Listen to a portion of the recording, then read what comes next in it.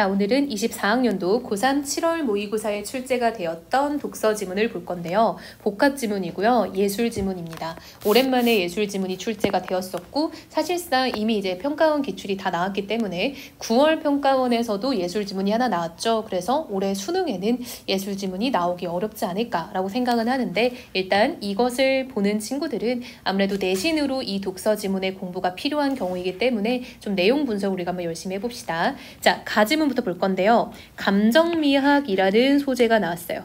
미의 본질이 감정에 있다고 보는 이론으로 음악에서의 감정미학은 바로크 시대에 본격화된 개념이다. 여러분, 바로크 시대, 시간적 표지죠? 그럼 이후에 시간적 표지가 또 나오는지 한번 봤더니 그보다 이전인 고대 그리스 시대가 나왔고요. 자, 중세가 나오고요. 또 이어서 넘어갔더니 바로크 시대가 다시 한번 나오고요. 그 위에 르네상스 시대도 나오는 거 보이죠? 자, 여러분 이 작품은요, 이 지문은요, 시대의 흐름에 따른 어떤 음악과 감정의 관계에 대해서 이야기를 하고 있다라고 보면 좋을 것 같아요. 그래서 이거는 어떤 시대에 따른 음악과 감정의 관계에 대해서 우리가 주목하면서 읽으면 좋을 것 같다라는 걸 쌤이 어떻게 발견했어요? 시간적 표지가 등장을 했죠. 이 시간적 표지가 등장한 것을 보고 뒤에를 쭉 읽어봤더니 시간적 표지가 여러 번 등장하는 걸 봤네요. 그래서 시간의 흐름이 등장하는구나 라는 걸 포착을 한 겁니다. 자, 바로크 시대 이전에도 음악과 감정의 관계, 이게 여러분 우리의 주된 소재인 거죠. 주목하던 때가 있었는데 바로 고대 그리스 시대이다. 고대 그리스 철학자들은 감정을 모방한 음악이, 자 여러분 이 시대는요, 음악이 감정을 모방했다라고 봐요. 인간의 도덕적 속성에 미치는 강한 영향력에 주목을 했대요. 이러한 음악이 도덕적 속성에 영향을 미치는데요. 그때 음악은 감정을 모방했대요. 음악이 주는 감정적 흥분이 인간의 도덕적 성향인 에토스에 영향을 미쳐 인간의 영혼을 변화시킬 수 있다고 믿었기에 음악을 교육이 위한 도구로 활용하였다. 자, 잘 볼게요. 감정이 먼저고요. 이러한 감정을 모방한 게 음악이고요. 음악은 인간의 도덕적 속성에 영향을 미친다. 이런 관계입니다. 그쵸? 음악이 인간의 윤리적 성향과 밀접하게 연결되어 있다고 여기는 이러한 사고, 어떤 사고? 고대 그리스의 사고인 거죠. 음악에서의 감정미학 발전에 중요한 토대가 되었대요. 중세도 고대와 마찬가지로 공통점부터 제시가 되네요. 자, 색깔 구분해 볼게요. 음악의 윤리적 영향을 중요시 여겼대요. 여러분 이거 우리 위에서도 봤던 거죠. 음악이 인간의 윤리적 성향과 밀접하게 연결되었다. 이꼴 음악이 윤리적 영향력이 있다라고 봤대요. 둘의 공통점이죠. 음악의 교육적 기능을 강조했다. 중세도 마찬가지네요. 자, 위에서도 나왔었죠. 음악을 교육을 위한 도구로 활용했다. 그쵸? 이런 것들은 고대 시대와 중세 시대의 공통점입니다. 정리할게요. 자, 르네상스 시대에 들어서 음악의 윤리적 작용보다는 감정적 효과에 관심을 갖기 시작했대요. 그럼 여러분 얘는 이제 지우는 겁니다. 그쵸? 자, 이번엔 색깔 또 한번 구분을 해볼게요. 주황색. 자, 르네상스 시대는 감정적 효과에 좀 더 관심을 가졌고 특히 바로크 시대에 이르러 감정을 음악에 표현한다는 것이 매우 중요한 의미를 지니게 되었고 이 시대에 바로크 시대의 음악가들이죠. 적극적으로 감정을 음악과 연결시키기 위해서 노력을 했대요. 즉, 감정을 음악에 표현한다. 이런 말과 감정을 음악에 연결시킨다. 이런 말. 그쵸?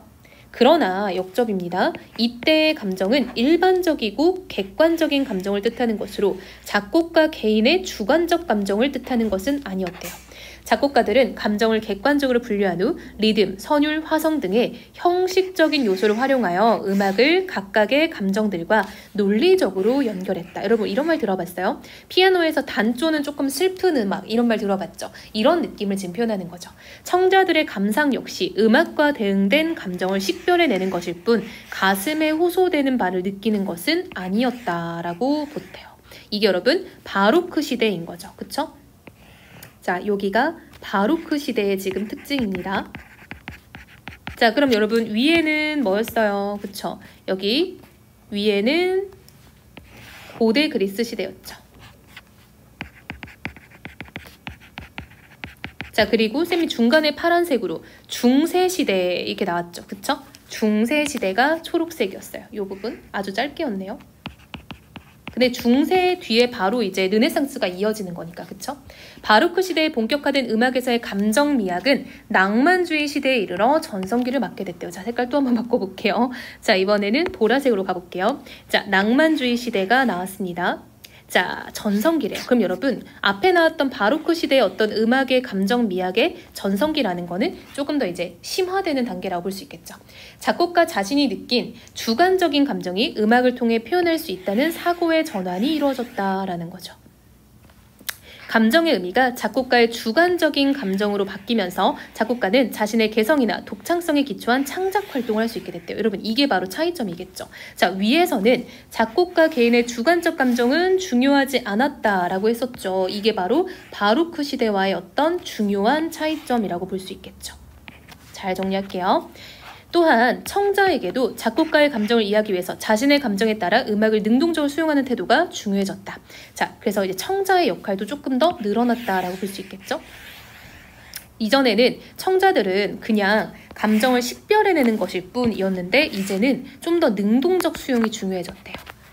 자, 이렇게 낭만주의 음악에서 음악이 자율성과 개별성을 바탕으로 인간의 주관적인 감정을 담아내는 것이 중시되면서 음악은 인간의 감정을 가장 잘 표현해낼 수 있는 예술로 인정받게 되었다라고 되어 있죠. 자, 여러분, 쌤이 일부러 이렇게 색깔 구분을 한 이유가 이 지문은 시간의 흐름에 따른, 즉 시대에 따른 음악과 감정의 관계가 계속 나열이 되고 있어요. 따라서 쌤이 이걸 다 일부러 구분을 한 거니까 우리 친구들이 영상이 끝나고 나면은 도식화해보는 것도 매우 좋겠네요. 그래서 각각의 특징과 여러분, 얘는 시대에 따른 공통점과 차이점을 구분하는 게 매우 중요할 것 같아요. 쌤이 이렇게 연결해준 부분 보이죠? 다시 한번 형광펜 쳐볼게요. 자, 여기는 공통점이죠. 그쵸? 쌤이 이렇게 연결했어요. 두 번째, 여기는 주관적 감정을 중요하지 않았는데 여기는 주관적 감정이 중요했다라는 거, 혹은 청자들 역시 그냥 감정을 식별해내는 역할만 했는데 이후에는 청자도 능동적 수용이 중요해졌다. 이런 것들은 차이점이었죠.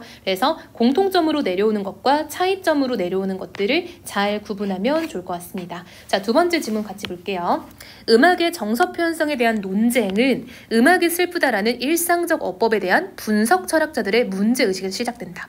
무색물인 음악에 슬프다라는 서술어가 적용될 때 생기는 논리적 모순에 주목한 거다. 자, 여러분, 무색물인 음악이 어떻게 슬픔이라는 감정을 느끼냐, 이게 바로 논리적 모순이라는 거예요. 이러한 문제의식, 뭐요? 무색물인 음악이 감정 표현을 하는 문제의식은 환기론과 인지론의 입장에서 활발하게 논의되었다. 두 입장 모두 여러분 체크합시다. 공통점은 언제나 중요해요. 음악이 감정을 표현할 수 있다라고 봤대요. 일단 이건 공통점. 점에서는 동일하지만 여러분 대조의 연결어미가 나왔죠. 그럼 여기까지는 공통점이었다면은 지만을 통해서 차이점이 나온다라는 걸 알 수 있겠죠. 음악이 이를 구체적으로 어떻게 표현하는지에 대해서는 서로 달랐다라는 거죠. 그래서 우리 친구들이 여기서 공통점과 차이점을 잘 구분하면 좋을 것 같아요. 자, 이어서 한번 가볼게요. 환기론을 대표하는 학자인 매트러버스는 음악이 청자에게 특정 감정을 환기함으로써 그 감정을 표현한다라고 주장을 했대요. 즉 한마디로 환기론은요, 특정 감정을 환기하는 것이라고 봤다는 거죠. 음악이 슬프다를 음악이 내게 슬픔을 불러일으킨다고 해석하면서 음악이 아닌 청자를 주체로 보는 거다. 한마디로 음악은 연주가 되는데 그것을 느끼는 건 청자다라는 거야. 즉 환기한다는 거는 청자에게 그러한 감정을 환기시킨다라는 느낌인 거예요. 자, 매트러버스는 음악을 들으며 청자가 즉각적으로 감정을 경험하고 이러한 청자의 주관적인 감정에 근거하여 그 음악이 감정을 표현하는 것으로 설명한다. 환기론은 사람들이 음악을 들으면서 실제로 느끼는 감정을 설명하는 데 부합하는 이론이지만, 그쵸 여러분, 또 지금 대조가 걸렸어요. 앞에는 의의죠. 즉 사람들이 감정을 어떻게 느껴? 그건 음악에 표현돼 있어. 이런 느낌인 거죠. 하지만 뒤에는 이제 대조니까 한계가 나와야겠죠. 음악에서 느끼는 감정을 음악이 지니는 속성이 아닌 개인의 가변적인 주관에서 찾고 있다는 점에서는 인지론의 비판을 받는다라고 돼 있죠. 여러분, 인지론이 바로 뒤에 연결될 거잖아요. 한마디로 인지론과 환기론은 약간 조금 대조적인 느낌을 가지고 있나 봐요. 그렇죠? 환기론의 부족한 점을 인지론이 지적 해석하는 거죠. 자, 킵이라는 사람은 음악이 감정을 불러일으키는 것이 아니라, 그쵸 여러분, 완전 바로 부정하죠.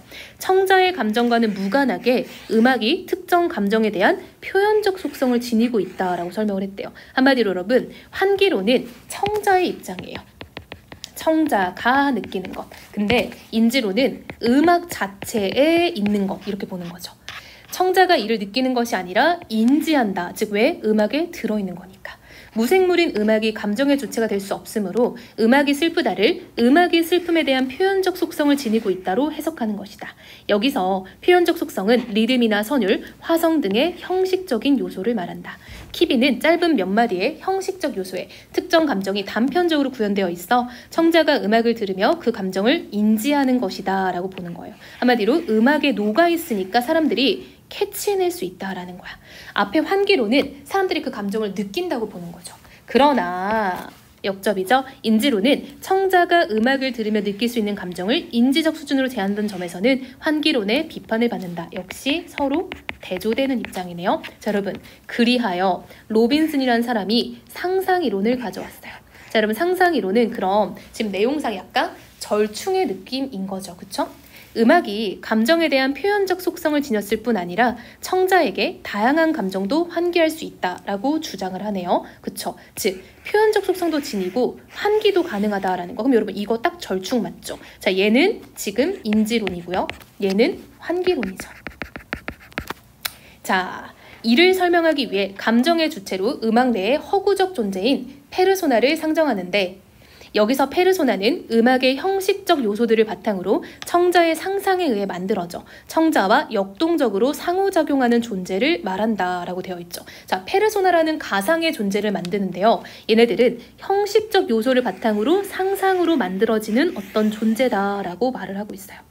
우선 로빈슨은 작곡가에 의해 리듬, 선율, 화성 등의 움직임의 감정의 흐름이 구현될 수 있다고 보았다. 즉 여러분 한마디로 이러한 감정의 흐름이 형식적인 요소였죠. 여러분 이런 것들이 다 형식적 요소였잖아요. 이런 것들에 들어있을 수 있다라는 거예요. 즉 이거는 인지론의 입장이었죠. 자, 우리 올라가 볼까요? 그쵸? 여기 위에 보면은 형식적 요소가 이런 걸 가지고 있다는 거죠. 그리고 음악 속 페르소나가 감정의 흐름을 경험하게 되고 페르소나와 활발한 상호작용을 통해 청자는 그 감정에 대해 분명하게 인지하게 된다라고 설명하고 있어요.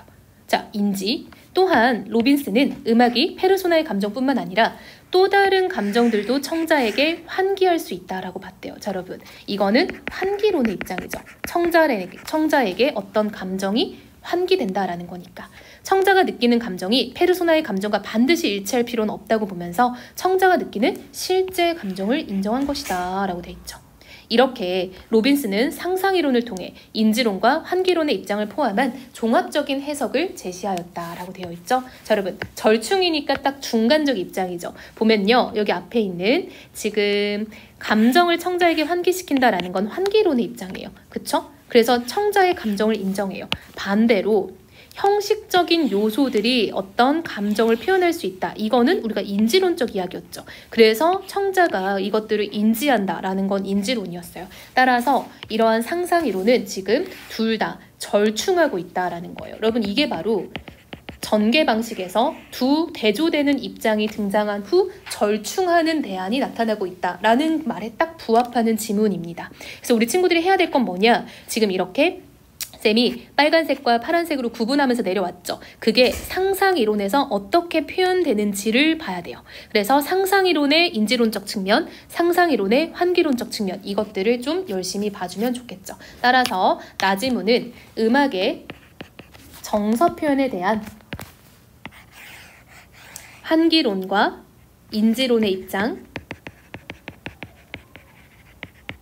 그리고 절충하는 상상이론의 입장, 이렇게 세 가지가 나오고 있는 것을 잘 체크하면 좋을 것 같아요. 요렇게. 됐나요? 자, 여러분 꼭 지문 읽어보고 이해가 안 가거나 어려운 부분이 있으면은 쌤한테